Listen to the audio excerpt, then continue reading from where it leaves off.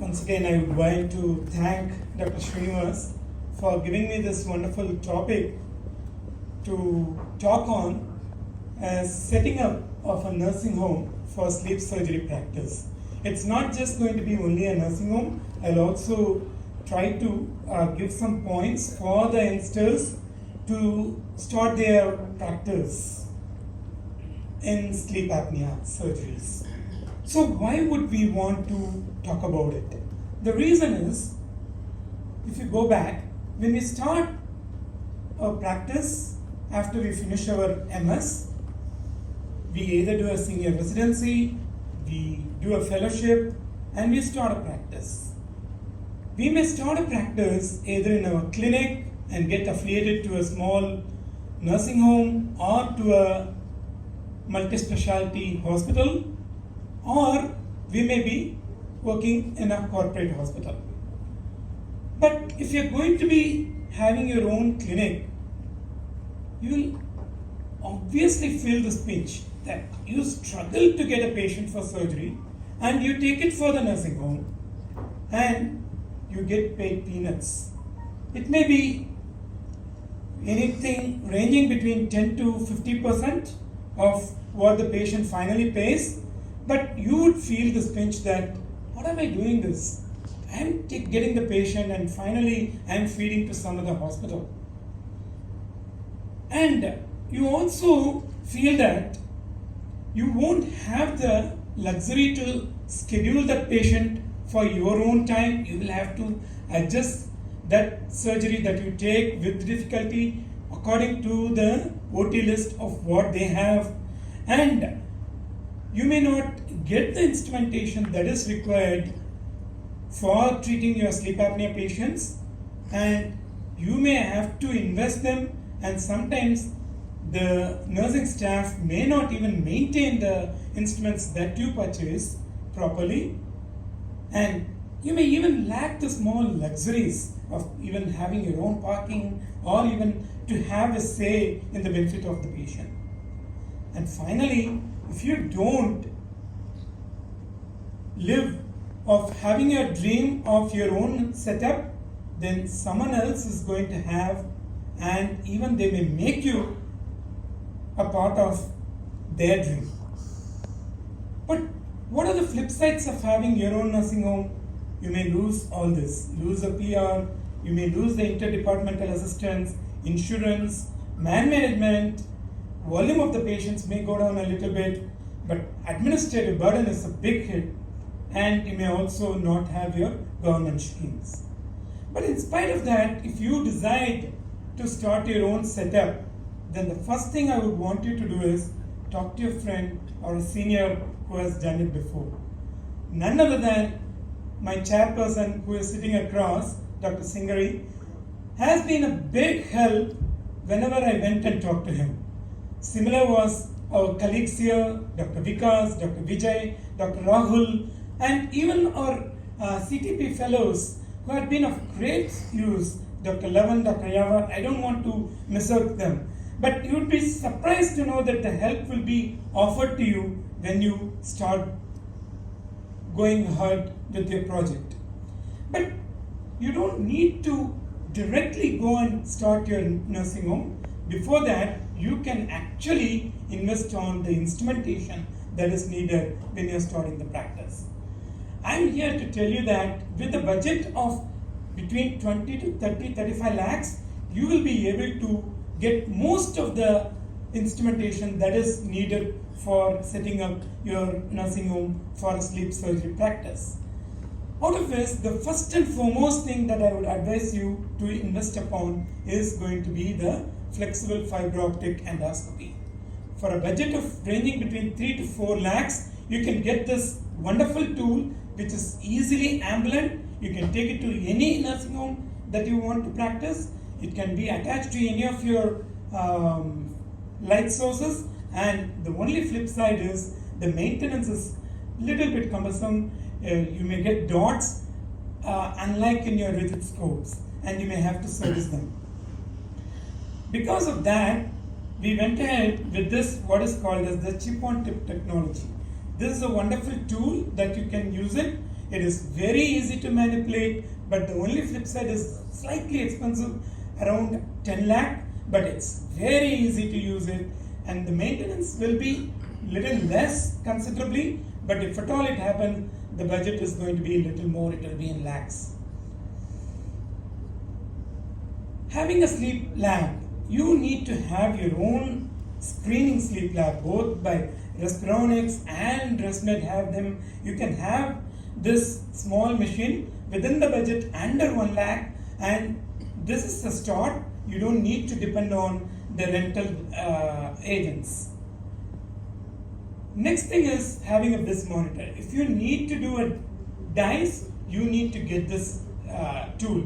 A BIS monitor, especially a Medtronic or the one that is getting integrated with Philips, will cost you anywhere between 2 lakhs all the way to 4 lakhs. But this is very important tool that you should consider having it. For intubation of the sleep apnea patient, you may consider having this video laryngoscope. It may range anywhere between 35,000 to all the way to 1 lakh. But you can use even your 45-degree angled nasal endoscopes and your 70-degree scopes for the difficult intubation. N-tidal CO2 is an important tool that you may have to have.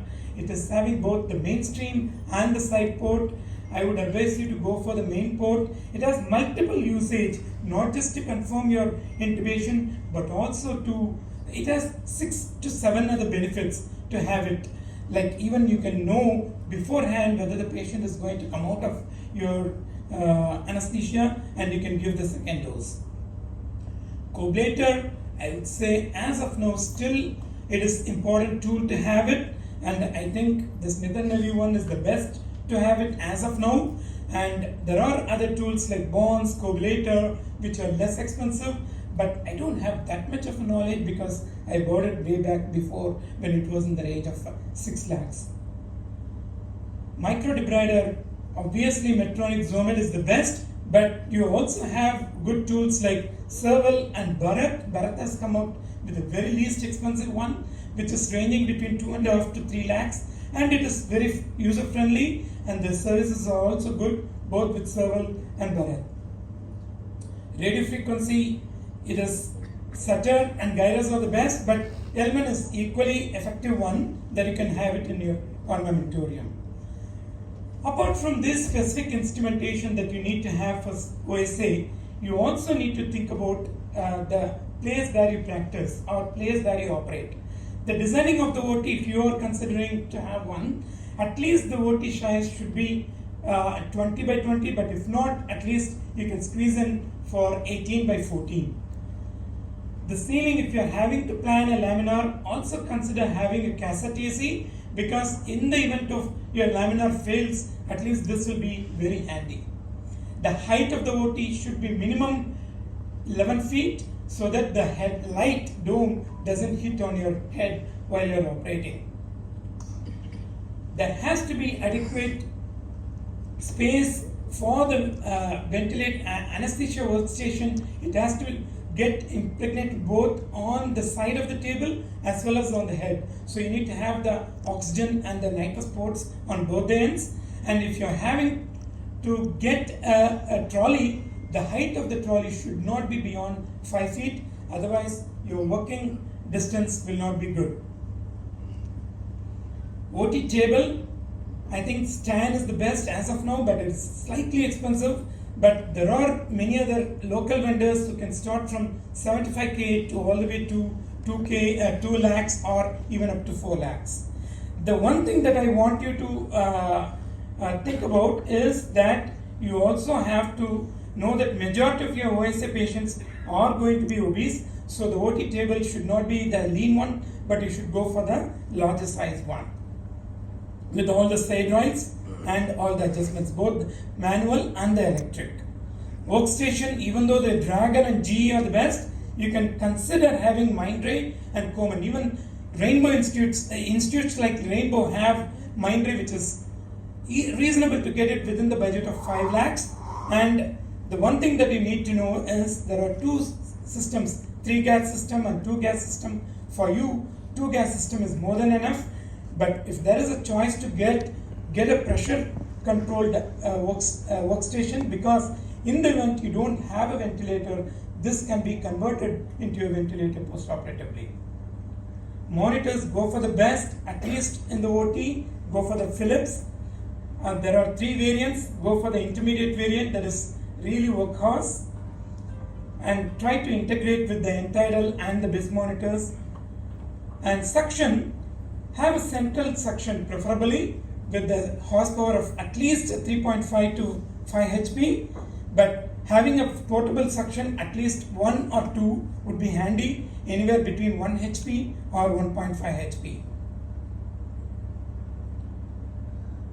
OT lights, a double dome headlight, double dome light with a lux of minimum 160 would be good. The range between 75k to 2 lakhs.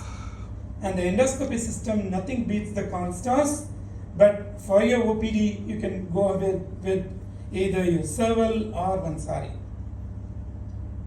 Microscope, Zeiss is the best. If you have your old Zeiss, continue to use it, but if not, you can also get it with Sanma, Serval, Crisp and ACE variants, which are really good enough too.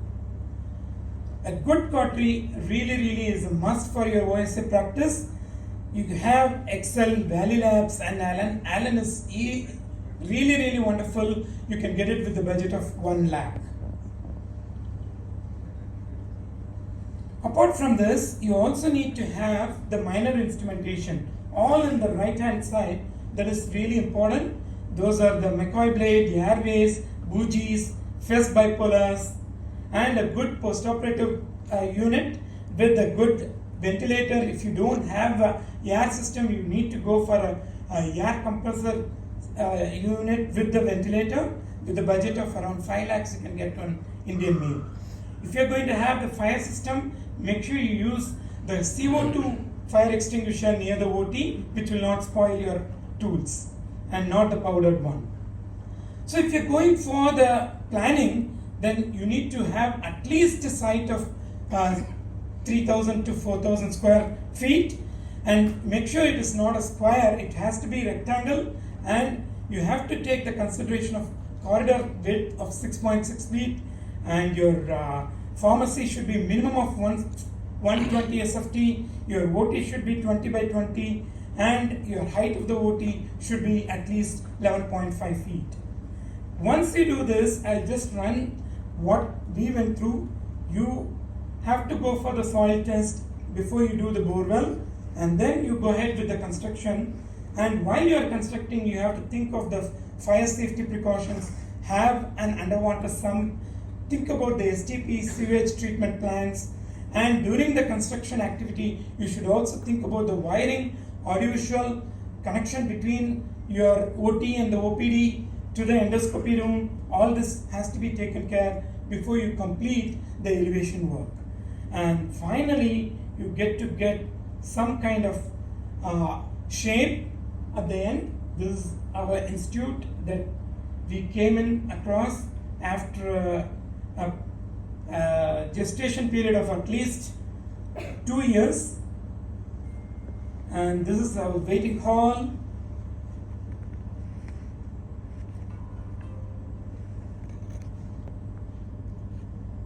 And this is the corridor with the stretcher access with at least 3 consultation rooms. Make sure the room of yours is goodly spaced, because that is the room that you are going to spend your entire day in. So make it very comfortable, very accessible to your endoscopy suite.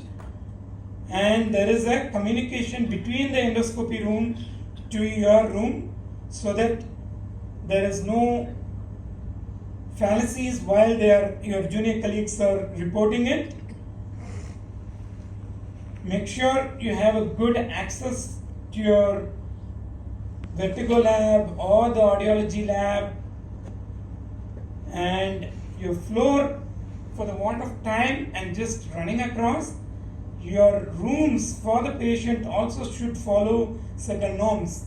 You should know that the bed, we may think a 6 feet bed is enough, but it is not. You need at least an 8 feet bed, and a spacing of at least 2 feet on either side is a must. And in the OT complex, your IC is the most important thing, wherein you need to have all the gadgetries that is needed to maintain your OSA patient postoperatively. If you are going for the CSSD, try to go for the vertical one first, but then you can go in for the horizontal sterilizer. This is going to be a temple. This is the OT final shape.